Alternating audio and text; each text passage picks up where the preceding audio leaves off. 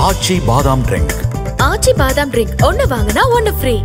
வணக்கம், இது மின்னம்பலம். நான் விஷால் பொலிவர். டீலிமிட்டேஷன் தொடர்பாக கடந்த ஒரு மாதங்களாகவே தமிழ்நாடு தொடர்ச்சியாக எதிர்ப்புகள் பதிவு செஞ்சுட்டு இருக்கிற சூழல்ல தமிழ்நாட்டிற்கான தொகுதிகள் குறையாதுன்னு சொல்லி பாஜக தரப்புல இருந்து தொடர்ச்சியாக வைக்கப்பட்டது இல்லையா?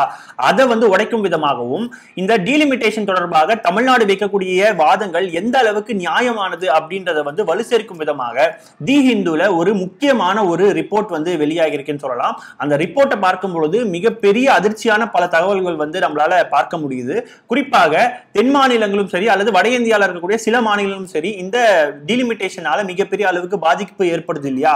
இது மாநில கட்சிகளுக்கும் சரி அல்லது மற்ற தேசிய கட்சிகளுக்கும் சரி எந்த அளவுக்கான பாதிப்புகள் ஏற்படுது, இது பாஜகவுக்கு எந்த அளவுக்கு சாதகமா இருக்கு அப்படின்றதையும் அந்த ரிப்போர்ட்ல ரொம்பவே தெளிவா குறிப்பிட்டிருக்காங்க. பொதுவா பாஜக ஒரு விஷயத்தை செயல்படுத்துறாங்க அப்படின்னா அது தேச நலன், தேசத்தினுடைய முக்கியத்துவம் அப்படின்றத தாண்டி அவர்களினுடைய ஒரு நலனும் அதுல நிச்சயமா இருக்கும் இல்லையா? அதை மிகவும் பட்டவர்த்தனமாக அந்த தி ஹிந்துல வெளியாகி இருக்கக்கூடிய அந்த டேட்டா அம்பலப்படுத்தி இருக்கு அப்படின்றத நம்மளால பார்க்க முடியுது. அது மட்டும் இல்லாம தமிழக முதலமைச்சர் மு க ஸ்டாலின் நேற்று சட்டமன்றத்தில் பேசும்பொழுது இந்த டீலிமிட்டேஷன் தொடர்பாக அடுத்த கட்டமாக தமிழ்நாட்டில் இருக்கக்கூடிய எம்பிக்கள் எல்லாரையும் ஒன்று கூட்டி பிரதமர் நரேந்திர மோடியை சந்திக்க போவதாகவும் அவர் தெரிவிச்சிருந்தாரு.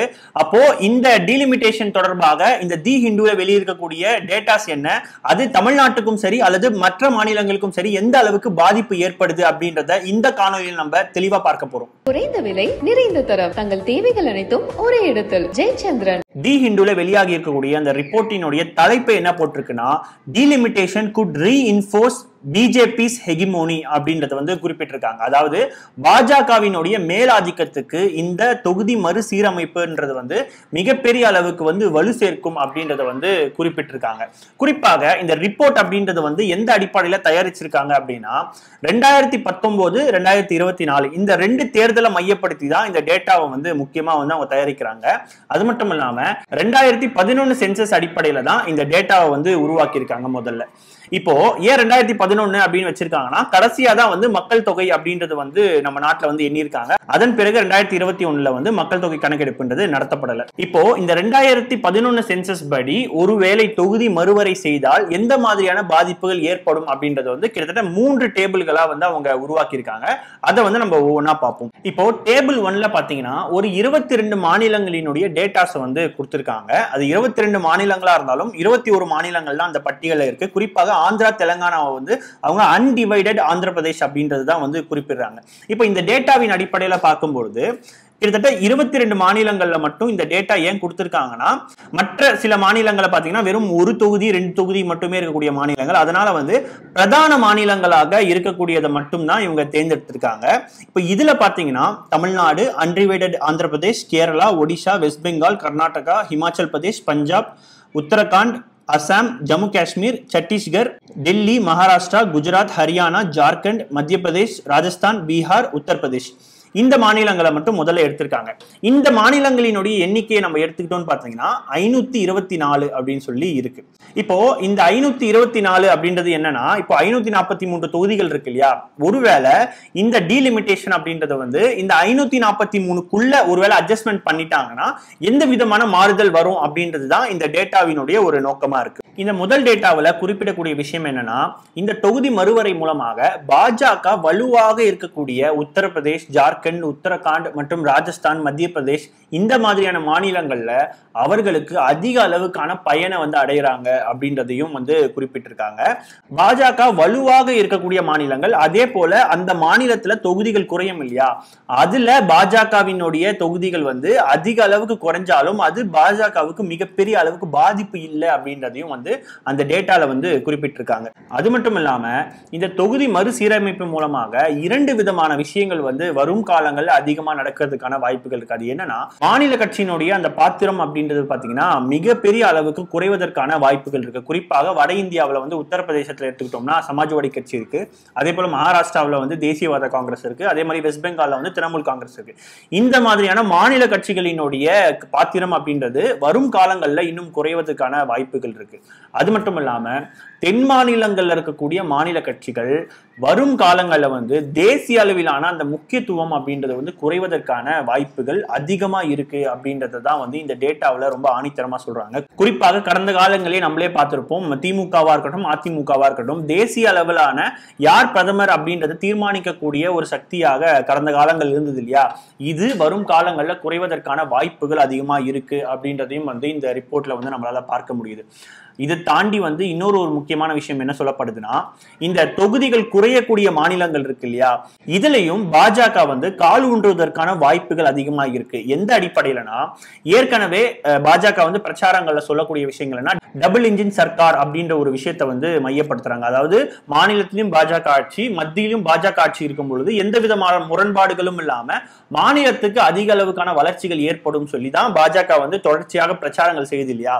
இப்போ இந்த மாநிலங்கள் எல்லாம், குறிப்பாக பஞ்சாப்லயோ இல்ல தமிழ்நாட்டிலயோ இல்ல ஆந்திர பிரதேசத்திலயோ இந்த மாதிரியான மாநிலங்கள்ல இங்க பாஜக ஆட்சி இருந்துச்சுன்னா உங்களுக்கு அதிக அளவுக்கான நன்மைகள் பயக்கும் அப்படின்ற ஒரு பிரச்சாரத்தை வந்து தொடர்ச்சியா வைப்பாங்க. ஒருவேளை இந்த டீலிமிட்டேஷன் வந்ததுக்கு அப்புறமா அப்போ என்ன ஆகும்னா, ஈஸியா பாஜக வந்து கால் ஊன்றுவதற்கான மிகப்பெரிய வாய்ப்புகளும் ஏற்படும் அப்படின்றதையும் வந்து அந்த டேட்டாவில் வந்து குறிப்பிடுறாங்க. இந்த டேட்டாவினுடைய இரண்டாவது பகுதியான டேபிள் 2ல என்ன கொடுத்திருக்காங்கன்னா, பாஜக கூட்டணி, அதாவது தேசிய ஜனநாயக கூட்டணியும் இந்தியா கூட்டணியும் இந்த தொகுதி மறுவரைக்கு அப்புறமா எந்த அளவுக்கு வந்து பலன் அடைகிறாங்க அப்படின்றத வந்து அவங்க குறிப்பிட்டிருக்காங்க. ஸோ ஏற்கனவே நம்ம முதல்ல பார்த்த மாதிரி அந்த டேபிள் 1ல இருக்கக்கூடிய மாநிலங்களின் அடிப்படையில தொகுதி மறுவரைக்கு முன் தொகுதி மறுவரைக்கு பின் ஒருவேளை அப்படி ஆச்சுன்னா, அதே மாதிரி 2019 தேர்தலும் 2024 தேர்தலும் கம்பேர் பண்ணி ஒரு 4 விதமான டேட்டாஸை வந்து டேபிள் 2ல கொடுத்திருக்காங்க. அதுல முதல்ல நம்ம பார்க்கும் பொழுது தமிழ்நாட்டை பொறுத்த வரைக்கும் 39 தொகுதிகள் இருக்கு. இப்போ இந்த 39 தொகுதிகளில் வந்து ஒருவேளை மறுவரைக்கு அப்புறமாக 32ஆக மாறுவதற்கான வாய்ப்புகள் இருக்கு. ஆனா இதுல நம்ம பார்த்தோம்னா பாஜக வந்து பெரிய அளவுக்கான லாஸும் இல்லை அல்லது அவங்களுக்கான லாபமும் இல்லை. ஏன்னா இந்த 39 தொகுதிகளையும் பாத்தீங்கன்னா இந்தியா கூட்டணி தான் மிகப்பெரிய அளவுக்கு வெற்றி பெற்றிருக்காங்க. ஒருவேளை இது 32ஆ குறைஞ்சாலும் பாஜகவுக்கு எந்த விதமான சீட்டு மாறுபாடுன்றது இருக்காது. அடுத்ததாக அன்டிவைடட் ஆந்திர பிரதேஷ் அப்படின்னு சொல்லி ஒரு காலம் இருக்கு இல்லையா, அதுல என்ன போட்டிருக்குன்னா, இந்தியா கூட்டணி வந்து 8 இடங்கள்ல வந்து 2024 வந்து வெற்றி பெற்றிருக்காங்க இல்லையா, அது வந்து ஒருவேளை தொகுதி மறுவரை செய்யப்பட்டால் 7 தொகுதிகளாக மாறத்துக்கான வாய்ப்புகள் இருக்கு. அதுவே வந்து என்டிஏ கூட்டணியில பாத்தீங்கன்னா 29 தொகுதிகள் வந்து 2024 வந்து அவங்க பெற்றிருந்தாங்க. ஒருவேளை மறுசீரமைக்கப்பட்ட பிறகு அது 26ஆக குறைவதற்கான வாய்ப்புகள் இருக்கு. இதே 2019 காலகட்டத்தில் பார்க்கும் பொழுது இந்தியா கூட்டணி வந்து 3 தொகுதிகள் வந்து பெற்றிருந்தாங்க. அதே வந்து தேசிய ஜனநாயக கூட்டணி வந்து 7 தொகுதிகள் பெற்றிருந்தாங்க. ஒருவேளை அந்த 2019 வந்து தொகுதி மறுவரை செய்யப்பட்டால் அப்பொழுது வந்து பாத்தீங்கன்னா இந்தியா கூட்டணி 3 தொகுதியிலும் தேசிய ஜனநாயக கூட்டணி 6 தொகுதியிலும் வந்து வெற்றி பெறுவாங்க. இப்ப கேரளாவை எடுத்துக்கிட்டோம் பாத்தீங்கன்னா 2024 இந்தியா கூட்டணி வந்து மொத்தம் 19 தொகுதிகளில் வந்து வெற்றி பெற்றிருக்காங்க. பாஜக வந்து பாத்தீங்கன்னா 1 தொகுதிகளில் வெற்றி பெற்றிருந்தாங்க. ஒருவேளை இது மறுசீரமைக்கப்பட்டால் பாஜக 1 தொகுதியிலும் இந்தியா கூட்டணி 14 தொகுதியிலும் வந்து வெற்றி பெறுவாங்க அப்படின்றது தான் இந்த டேட்டால கொடுக்கப்படுது. அடுத்ததாக ஒடிஷாவை நம்ம எடுத்துக்கிட்டோம்னா அதுல 2024 வந்து இந்தியா கூட்டணி வெறும் 1 தொகுதியில மட்டும்தான் வெற்றி பெற்றிருந்தாங்க. பாஜக வந்து 20 தொகுதிகளை வெற்றி பெற்றிருக்காங்க. அதுவே 2019 எடுத்துக்கிட்டோம் அப்படின்னா இந்தியா கூட்டணி 1 தொகுதியிலையும் தேசிய ஜனநாயக கூட்டணி 8 தொகுதியிலும் வந்து வெற்றி பெற்றிருக்காங்க. ஒருவேளை மறுசீரமைக்கப்பட்டால் 2024 கணக்குப்படி பாஜக வந்து 17 தொகுதிகளிலும் இந்தியா கூட்டணி 1 தொகுதியிலும் வந்து வெற்றி பெறுவாங்க. அப்ப இதுல பாத்தீங்கன்னா பாஜகவுக்கு சற்று பின்னடைவா தான் இருக்கு. இப்போ இது எல்லாமே தொகுதிகள் குறைந்தால் அப்படி இருக்கக்கூடிய மாநிலங்கள். அடுத்து தொகுதிகள் அதிகரிக்கக்கூடிய மாநிலங்களை நம்ம பார்த்தோம் அப்படின்னா யூபியை எடுத்துக்கிட்டோம்னா யூபிலையும் வந்து பாத்தீங்கன்னா இந்தியா கூட்டணி தான் வந்து அதிக அளவுக்கான பயனை அடைஞ்சிருக்காங்க. ஸோ அதுல வந்து பாஜக வந்து பாத்தீங்கன்னா 36 தொகுதிகளில் வந்து வெற்றி பெற்றிருந்தாங்க அவங்க தேசிய ஜனநாயக கூட்டணி.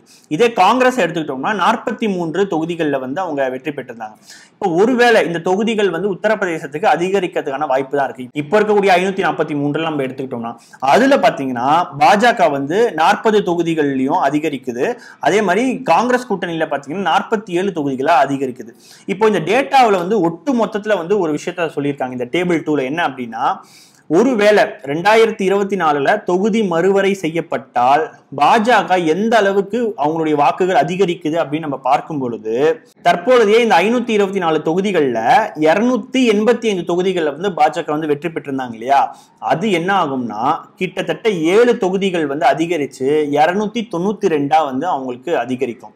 இதே இந்தியா கூட்டணி எடுத்துக்கிட்டோம்னா மொத்தம் 226 தொகுதிகள் இருக்கு இல்லையா, இது 220 குறையும். அப்போ கூட்டணி அடிப்படையில பார்க்கும்பொழுது தேசிய ஜனநாயக கூட்டணிக்கு வந்து கிட்டத்தட்ட 7 தொகுதிகள் வந்து அதிகரிக்குது.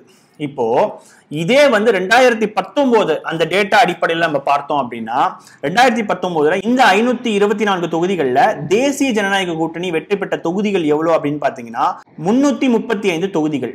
இதுவே ஒருவேளை 2019 டேட்டா அடிப்படையில இந்த தொகுதி மறுவரை அப்படின்றது நடக்குதுன்னு வச்சுக்கோங்களேன், அந்த தேர்தலில் பாஜக எவ்வளவு வெற்றி பெற்றிருக்கும்னா 352 தொகுதிகள்ல மட்டும் பாஜகவினுடைய கூட்டணி வந்து வெற்றி பெறுது.